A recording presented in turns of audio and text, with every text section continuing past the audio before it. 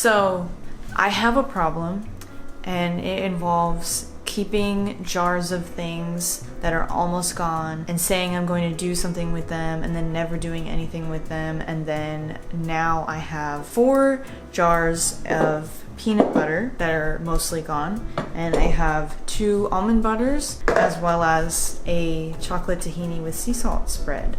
They're all almost gone, and I'm like, oh, I'll make overnight oats with them. You know, you could pour like hot milk in here and make like a chocolate milk type thing, shake it up in there. I just keep saying that, and they just keep taking up space, and I never do anything with them.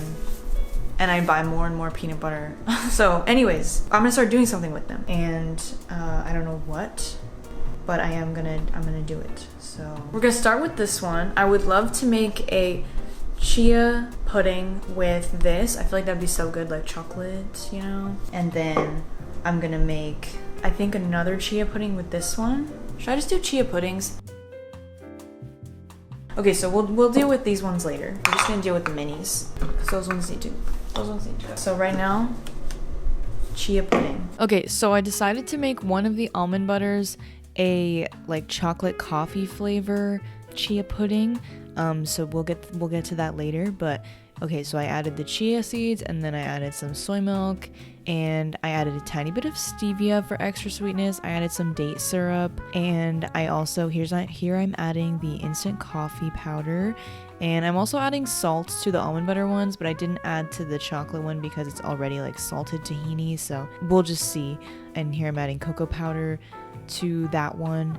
But yeah, like you can always add more sweetener or salt or whatever like while you're eating it. I'm just like experimenting because I don't make chia pudding very often at all, so we will just see. But yeah, I ended up actually choosing to double them all because I felt like that'd be better for like extracting all the stuff from the container, you know what I mean? And also I realized that a lot of the chia seeds was like stuck to the bottom, so here I got a spoon and like actually scraped it off the bottom, and yeah, there was a lot stuck on there. So be sure to like stir as well as shake if you really want to get it all, you know, thoroughly mixed. So yeah, anyways, so these turned out great, especially the chocolate one, the one that was almond butter, and I added cocoa powder and instant coffee to it. It literally tasted like chocolate pudding, like that I would get from the store and that I used to love as a kid. So I have to look back on exactly what I put in there, the measurements and stuff, and make that again. Yeah, I'm gonna start making chia pudding more, I think. I would definitely recommend it if you are someone who likes tapioca pudding. If not, you can still try it and blend it. I've seen a lot of people blend their chia pudding to get rid of the like tapioca texture. It's so easy, and it can be like a good snack or dessert or addition to your breakfast, whatever. So I found these ginger scallion sausage sweet earth sausage links. Sweet earth ginger scallion sausage links at grocery outlet for very cheap. I had no idea if they'd be any good or not, because for me sweet earth is kind of hit and miss, and also it's not always even vegan, so yeah, it's just not my favorite brand, but some of their stuff is really good. So anyways, I bought it, and because I didn't know if it was going to be good or not, you know, it just sat in the freezer for a very long time, and so that's why it became very, very frostbitten. To be fair, it might have already been somewhat frostbitten at grocery outlet. If you've been to grocery outlet, you know what I mean. But anyways, I thought I would try it out, and it ended up being more like a Beyond Meat or Impossible kind of sausage, where it's meaty. It's not vegan meaty. It's meaty. You know what I mean? Like realistic, and it had that like sausage casing stuff on it, which I kind of hate, but whatever. I sauteed that up with some olive oil and sauteed some veggies and onions and garlic, and I added some of this teriyaki Asian sauce that I got from Aldi a long time ago that I keep forgetting is in my fridge. So in this video I'm going to use it a couple times, and it turned out really good, honestly. Just a simple little stir fry. I've been getting into making stir fries more often lately. I don't know why I forget that they exist when they're like a super easy meal to throw together with just like whatever veggies you have and protein you have, and then put it on top of rice, you know, and it's super satisfying. And I can use whatever like random sauces I have in my condiment shelf in my fridge. Before we get on with the rest of the video, I want to take a quick minute to talk about the sponsor of today's video, which is Warby Parker, an eye vision company that offers eyeglasses, sunglasses, contact lenses, and eye exams. The frames that I'm wearing right now are actually from Warby Parker from the last time they sponsored a video of mine. I wear them all the time. Many of you guys have probably noticed. I highly recommend Warby Parker's glasses. They have great quality frames, lots of styles, great customer service, but more than anything, the reason why I recommend them to anyone who needs to buy some glasses is because of their home try-on program. If you've ever had to buy prescription glasses, you know how important of a decision it is and how stressful it can be to make that decision, especially when you're in a store and you have only the store lighting to go off of. There's people around you waiting for you to move along as you're taking too long in the mirror. Warby Parker's home try-on program is so helpful for glasses people. All you have to do is you take a quiz to narrow down the options to what frames are best for you. Out of those, you can pick 5 pairs that they'll send to your door. You can take as long as you want to look at yourself in the mirror. You can take as many selfies as you want. And you can take as long as you want because you do need to send them back within 5 days.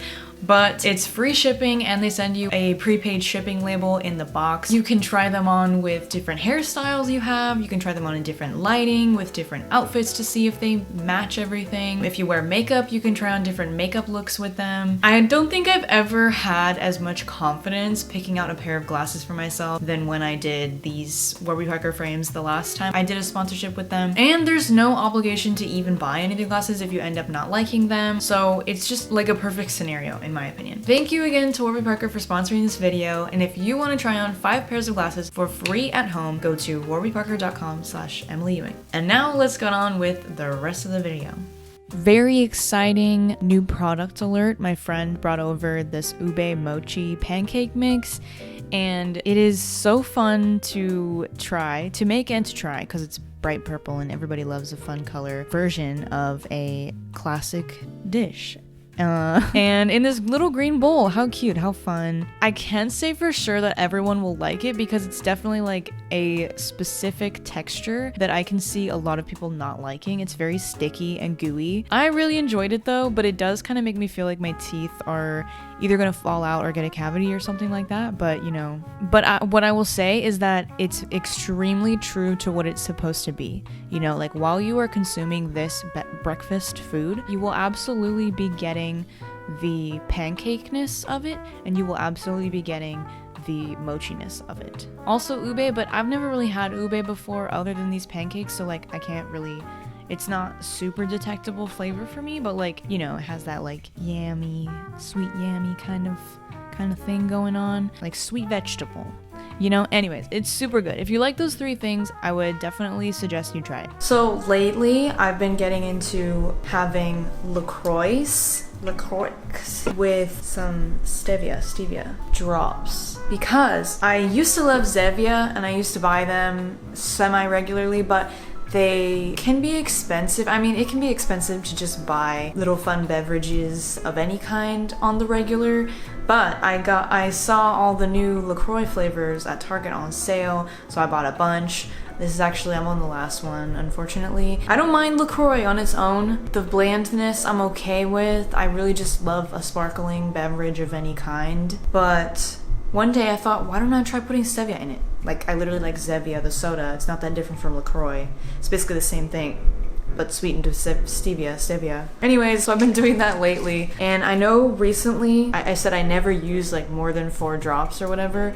Okay, for the LaCroix, for like 1 can of LaCroix, I do use like maybe 4, 5, maybe 6 drops. I kind of just 1, 2, 3, 4, 5. Let's see how that is.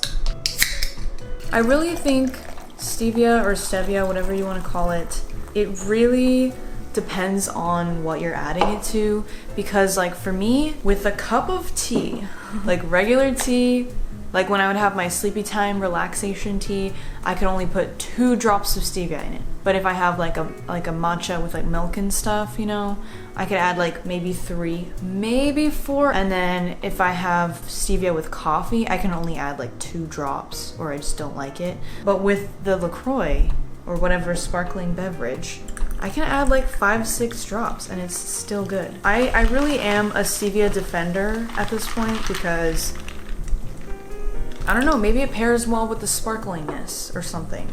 Maybe it pairs well with the canned flavor. I'm not sure, but I just think if you're someone who's trying to reduce their sugar intake and trying to use like natural, you know, sweeteners like stevia, if you tried it in one thing and you hated it, maybe try it in a different thing and see if it's different, or obviously try like going up and down in the amount that you put in there. I use stevia a lot in my diet, usually beverages, and it's just been like a lot of trial and error. I also like using stevia like in combination with sugar, so you're still reducing your sugar intake, but you can add like a little bit more sweetness. Anyways, I got cherry blossom and hibiscus LaCroix.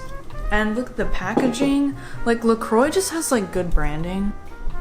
Look at that, that's so cute. And in my kitchen and this shirt, this is the vibe right now, so.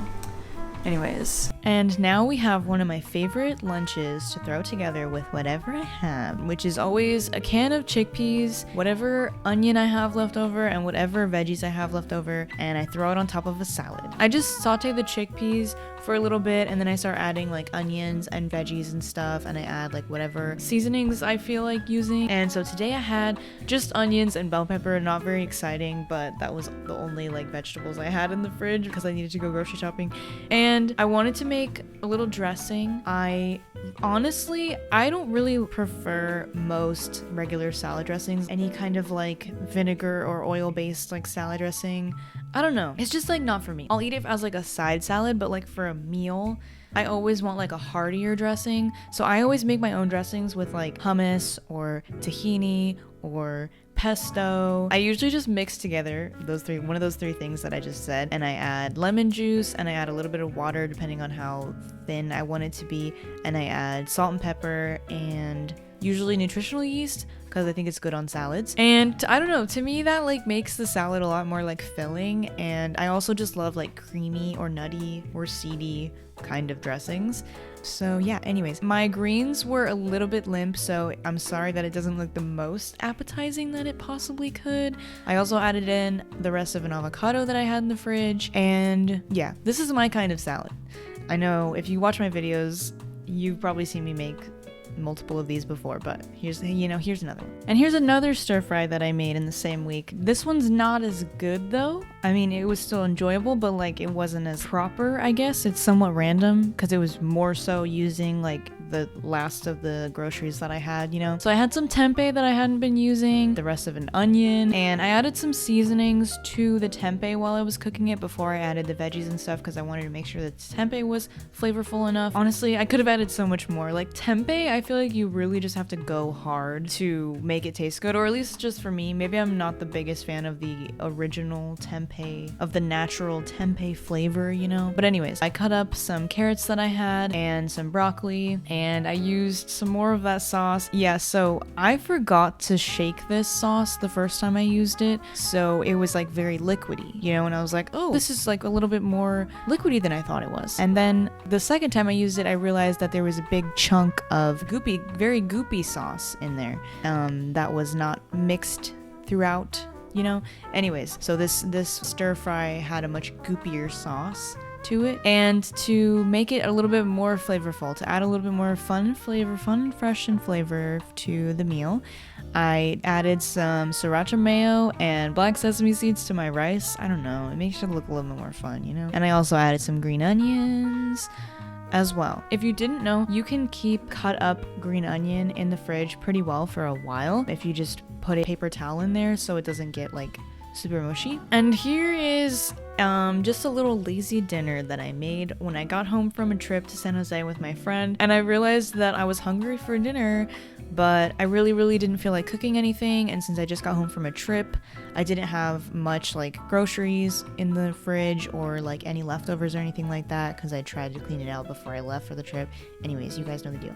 So I was like, you know, I have some salsa that I should use up, I have part of an avocado that I should use up, a can of beans, some chips, and some cheese and a little bit of lime. Anyways, I made some nachos. Yeah, and also another thing that's kind of fun, you might be able to see that there's some pinkness on some of my purple chips. That is from the lime juice. I didn't know that that was a thing. I mean, butterfly PT, you know, it's like purple, and then when you add citrus to it, it turns pink. But I didn't know that happened with purple chips. So anyways, I'm keeping that in mind. And one day when I want to make like really fun, colorful nachos, they look like tie-dye. How fun. And that's it for this video. Hope you enjoyed or got some food spell out of it. And I also hope you have a great rest of your week. Look out for upcoming videos. I'm hopefully going to be doing some different stuff. We'll see, but I'm trying to switch it up a little so that my content doesn't get too stale.